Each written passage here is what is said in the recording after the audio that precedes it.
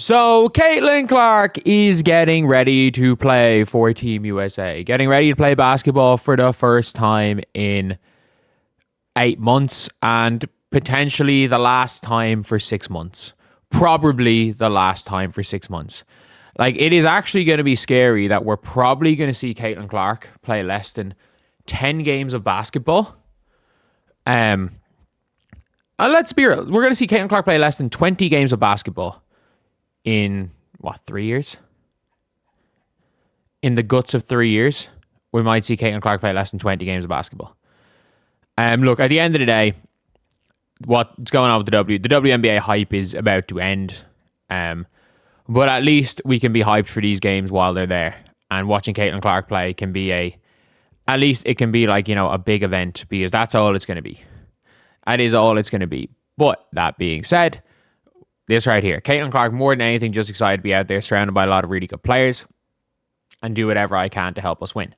So let's take a listen to some of the things she has said. So shout out to the Fever Bandwagon page on Twitter for aggregating all of this. So let's take a listen. Played a game. And obviously, sorry, from Tony East. Is there other stuff from Tony East? Shout out Tony East. Okay, so he hasn't posted anything here. So obviously these are all from Tony East. Shout out to him. And obviously I played in the camp we had in December, and then, doing everything I can to simulate as much live play in training and pickup and things like that, but nothing will quite emulate this type of environment. So I'm not going to lie, like until they're playing Spain, they're just formalities. Like I'm just trying to think of their games, who they're playing. Like I'm pretty sure these are formalities. They're early games.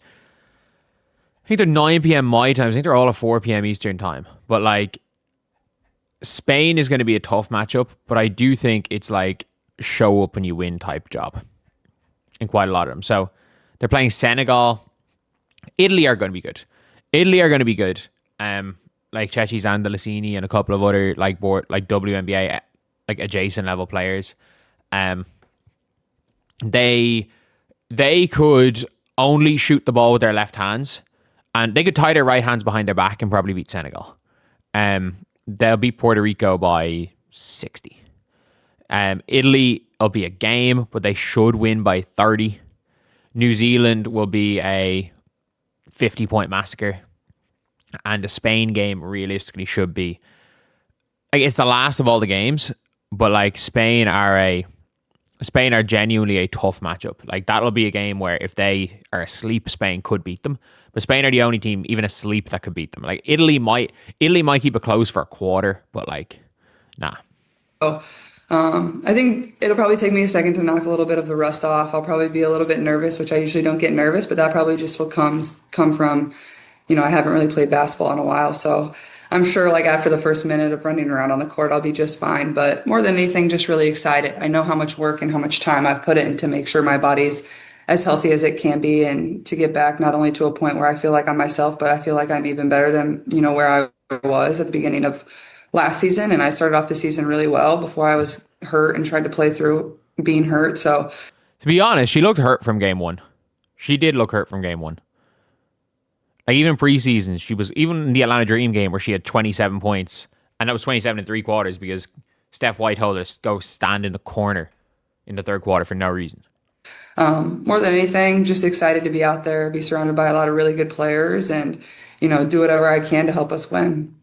Let's take a listen here. Sure, I'm as healthy as possible. I think kind of in the build up to that first USA camp and working through that, you would feel little things, and whether it's just soreness and having to work through that. But when you've dealt with so many little soft tissue injuries, like, you can kind of get in your head a little bit. And I think at least past couple months, I've really kind of put that behind me and really just feel confident in what I've been able to build and where my body's at, and more than anything, where my game's at. And I know I've put in as much time as I can, truly. Like, I've been in the gym, and I'm really thankful for the Fever medical staff, player development, and a lot of other people that have helped me behind the scenes to be able to get back to this. Like, it wasn't just me. Like, there's a lot of people that were very, very selfless in helping me do this. So I'm just thankful for them. And that's a good thing. Like, when it comes to the Fever medical staff, I don't know if it was the medical staff that was like not giving information or whether it was like what because they were hiding information. I don't know what was causing it all, but there was some weird things in communication, and I would be very confident that Caitlin Clark was not happy in how her injury was being. I'm not going to say it was being spoken about by the Fever team in the public, because let's be real, it was. It didn't look like she was ever going to be coming back, and it kept being like, she's questionable for every game. She's questionable. It's day to day, and she missed 4 months. Let's take a listen here. Like the amount of people that make it from the U16 team to eventually get to make their debut on the national team is a very, very, very small numbers. And like, I don't think people understand, like with that U16 team for Team USA, Caitlin, Aaliyah, Cam Brink. Cam Brink will play for America eventually. With Caitlin, Aaliyah, Cam Brink, Paige, Ryan Howard. No, Ryan Howard, was she on that? No, she wasn't. Ryan Howard is 2000. Ooh. No, I don't think she was. But like, AZ Fudd was on it as well.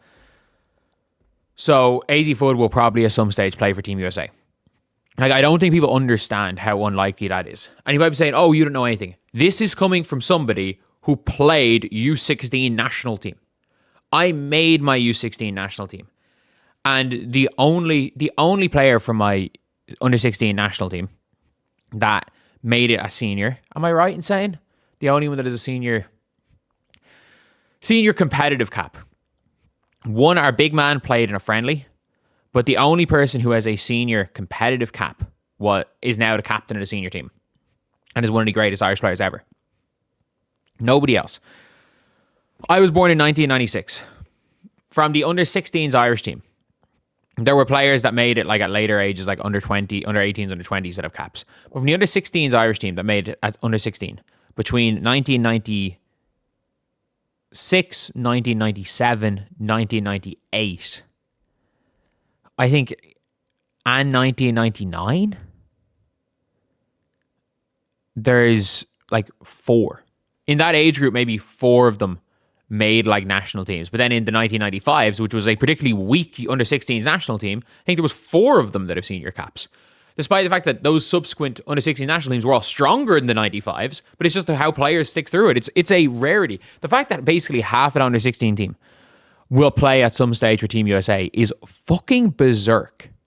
Like, that is honestly at senior level. That is one of the craziest things, craziest sports stories people don't realize. It's like, it is 1, maybe 2, a lot of times 0 players from these U16 teams make it at senior level. The fact that it could be 4 to 5 from this team is madness. That just shows how great that crop of players was. And that Angel Reese didn't even make it out of that crop of players, which is mad as well. So getting to play in just this World Cup qualifier obviously is a huge honor within itself. And, I know getting to put on the jersey will be super special. And, these are the teams I watched growing up. My favorite players played on these teams. So everybody knows what an honor it is to wear USA across your chest. And, obviously there's quite a few more steps to reaching the Olympics. And you have a lot till we get to that point. But obviously that's certainly my goal. And obviously the World Cup before that. But, I think there's still a lot for me to learn. There's a lot of really great older players here that have won gold medals that I can learn from and be surrounded by. I think that's the fun part about USA too. There's multiple people that have done this before and you can learn from them. So excited for that journey as well. And I think, people that are making their debut, whether it's me, Paige, Angel, Kiki, or whoever else it is, whether in this event or another event, would probably say the same as well. Absolutely. Like playing for your senior national team. And again, it's one of the things where I don't think people like if you've never represented your country in anything, like you don't understand how mad it is to represent the team at the senior level and how much bigger of a deal it is. Because again, there's only 12 people on the senior panel at all. Even to make it for a qualifier campaign, even to make it as a end of bench player for the senior national team is crazy. Like again, like a kid I coached just made the Irish last year, just made the Irish senior men's team, played 4 seconds against in a European qualifier or a Euro basket qualifier, and those 4 seconds is like, oh my god, I'm a senior international. I'm a senior international. Like that is what kids dream about, and everyone wants to talk about, the young and turn crew is better than the vets. Where it's like, I do believe they are. But at the end of the day, like, it is still an honor no matter what. And there are still players that are there before you. And these are still players you are looking up to. And like, to be fair, Caitlin idolized UConn. There's no way she didn't idolize Breanna Stewart. And getting to play with her is going to be huge. Eventually. Not in this bracket of... Heck, she's at the camp anyway. But for the World Cup, the two of them will be obviously on it. Imagine if they don't pick Caitlin Clark for World Cup. Olympians growing up, definitely Maya Moore, Steward, Diana Taurasi. Those are probably my three favorite. But I mean, you can go down the list and name probably a bunch more. And even on the men's side, like I loved watching the men's teams as well growing up. And I remember like one of my best memories as a young basketball player was when I was like, I think this was my first time playing on the U16 team.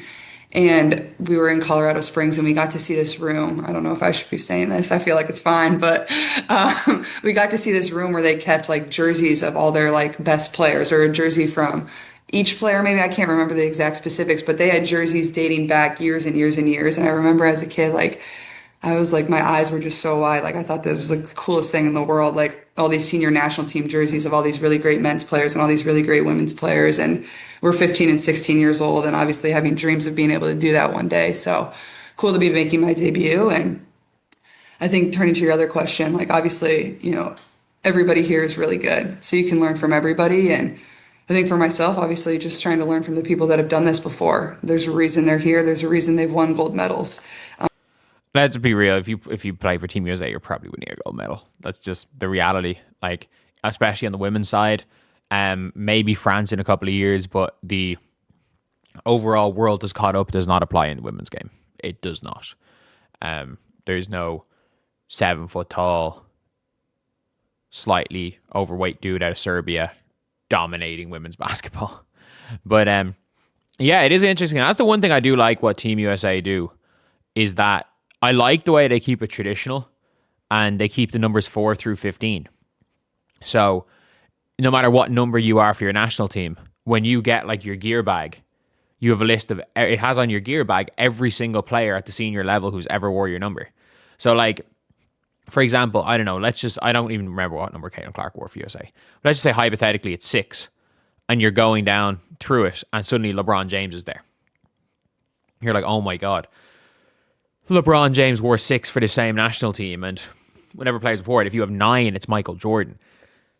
9 was Jordan and Kobe, I think.